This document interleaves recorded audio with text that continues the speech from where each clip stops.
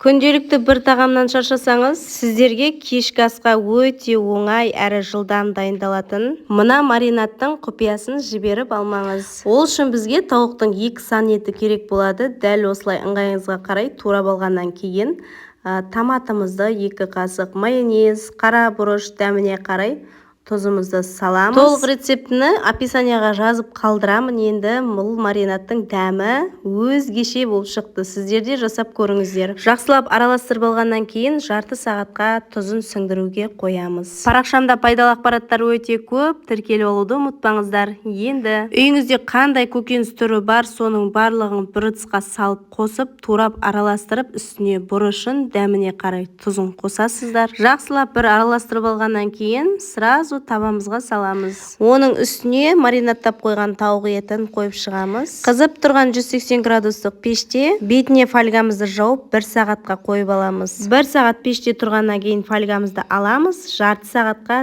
дәл осылай қып-қызыл болып піскенше қойып аламыз да дастарханға ұсынамыз. Ал бізге ас болсын, кешке не пісіремін деп ойланып отқан құрбыңызға жіберіп қойыңыз.